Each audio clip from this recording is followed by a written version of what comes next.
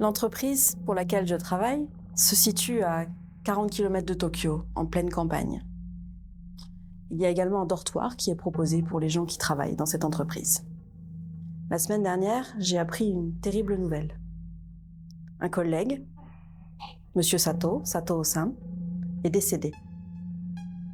Je l'ai appris par Tanaka-san, Monsieur Tanaka, qui est un collègue et un ami, qui a été avec moi à ses funérailles la semaine dernière.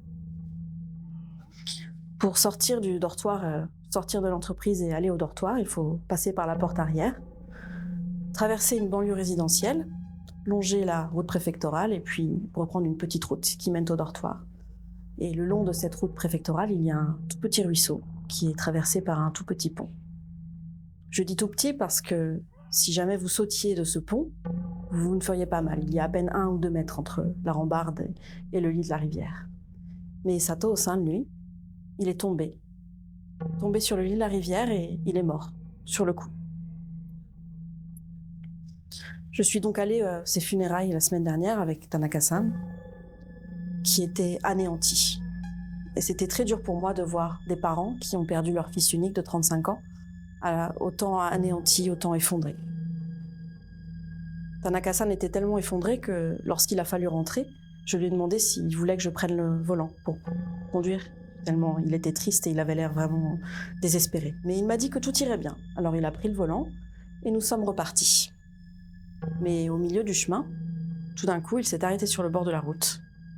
Il s'est effondré sur le volant, il s'est mis à pleurer. Et là, il me dit « Sato-san s'est fait assassiner ». Je n'ai pas su répondre quoi d'autre que « quoi ». Et là, tout en pleurant, Tanaka-san m'a tout raconté. Tout avait commencé 2 semaines auparavant. Ils étaient partis boire un coup avec Tanaka-san, donc Sato-san et d'autres personnes. Et vers 23h, quand il fut temps de rentrer, tout le monde choisit de prendre un taxi et de rentrer en voiture, sauf Sato-san, qui décida qu'il rentrerait à pied. Il se dirigea vers chez lui, traversant la banlieue résidentielle, et il eut cette impression étrange que quelque chose le suivait, le regardait. Alors au bout d'un moment, il se retourna, et là, il vit, dans une clôture, le visage d'une femme qui semblait flotter et qui le regardait avec un sourire désagréable. Ce sourire était si désagréable que toute sensation bonne, agréable de la saurée disparut en Sato-san. Il se demanda qui était cette femme, pourquoi elle le regardait comme ça, et puis il se dit qu'elle avait peut-être des problèmes mentaux, et il décida de rentrer. Il se retourna, continua son chemin, mais cette impression qu'on le regardait ne le quittait pas. Alors il se retourna à nouveau et il la vit encore, en train de le regarder avec ce sourire désagréable. Apeuré, un peu affolé, il décida de rentrer tout de même, tout en racontant cette histoire à Tanaka-san, le lundi suivant. Tanaka-san lui répondit qu'il valait mieux ne pas s'impliquer, ne pas lui parler, qu'elle était peut-être dangereuse, et que de toute manière, il y avait peu de chances qu'il la revoie. Mais quelques jours plus tard, Sato-san appela Tanaka-san comme apeuré. Tanaka-san mit tout de côté son travail, remit tout le lendemain, le rejoignit le soir même et ils allèrent boire un verre pour en discuter. Et là, Sato-san lui raconta son autre rencontre avec cette femme. Elle était là, sur le quai. Tanaka-san lui demanda plus de détails. J'étais à Tokyo, à 40 km d'ici, et j'ai vu son visage derrière une poubelle qui semblait flotter. Elle me regardait. J'étais dans le train, dans le wagon. Le wagon est parti, et il était impossible qu'elle sache que j'étais en déplacement professionnel, impossible qu'elle sache à quelle heure j'étais sur le quai, mais elle était bien là, et elle me regardait. Toujours aussi apeuré, Sato-san racontait son histoire, mais Tanaka-san continue à lui dire de ne pas s'impliquer, de ne pas lui parler, de rester en dehors de tout ça. Et encore une fois, qu'il y avait peu de chances qu'il la revoie. Mais ça, c'était avant que Tanaka-san ne la vît, lui aussi. À midi, ils se dirigeaient tous les deux vers le restaurant chinois près de l'entreprise pour aller manger ensemble. Et puis, tout d'un coup, Sato-san s'arrêta, pointa du doigt, sans rien dire, quelque chose. Tanaka-san regarda et là, il la vit à son tour. Il vit le visage flottant dans la clôture à une 20aine de mètres d'eux. De rage, Tanaka-san courut vers la femme. pour aller lui demander qui elle était, ce qu'elle voulait, pourquoi elle faisait ça. Mais le temps qu'il arrive, elle s'était reculée, elle était partie. Et il était impossible de rentrer dans la propriété privée, alors ils en firent le tour, mais toujours pas de trace de la femme. Tanaka-san réfléchit. Qu'est-ce qu'il pouvait faire? Il pouvait peut-être appeler la police, dire qu'ils étaient stalkés, mais ils n'avaient pas de preuve de son existence, ils n'avaient pas son prénom, son nom, rien du tout. Alors ils en restèrent là. Et puis quelques jours plus tard, Sato-san appela une nouvelle fois Tanaka-san. Toujours aussi apeuré, affolé, mais cette fois, il y avait encore un cran au-dessus.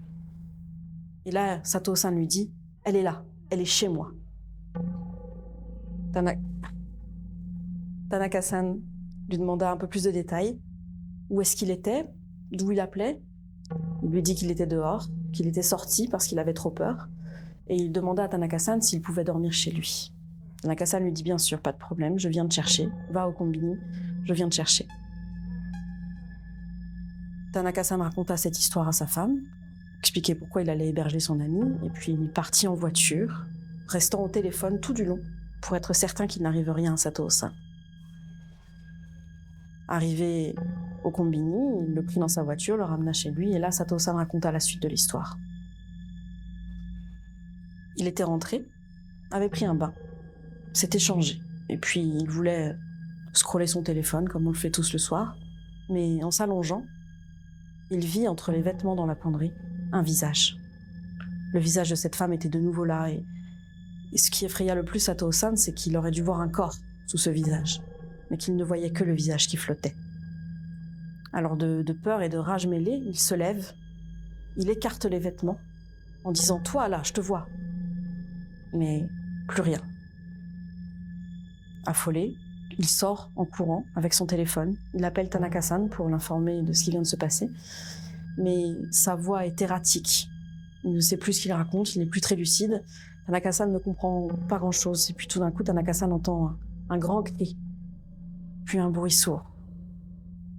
Alors Tanaka-san, qui a très peur pour son ami, sort de chez lui en courant. Avec une lampe torche, il essaye de le retrouver. Et arrivé au petit pont, il voit son téléphone par terre. Et avec beaucoup d'appréhension, il éclaire le lit de la rivière. Et là, il trouve le cadavre de Sato-san, qui est tombé, mort sur le coup. Il appelle alors la police, évidemment, pour éclaircir cette histoire et pour les informer. Mais la police semble plutôt soupçonner Tanaka-san d'avoir tué son ami. Alors il essaie de se défendre comme il le peut, et puis la police finit par conclure que tout ça est très très étrange, mais il n'y a pas vraiment de solution pour le moment. Depuis, Tanaka-san vit dans la peur. Il l'a vu cette femme lui aussi. Est-ce qu'il va terminer comme lui? Mais ce qui m'inquiète le plus, c'est que l'endroit où cette femme est apparue, c'est l'immeuble où j'habite. Et ce matin, j'ai vu son visage. Yes.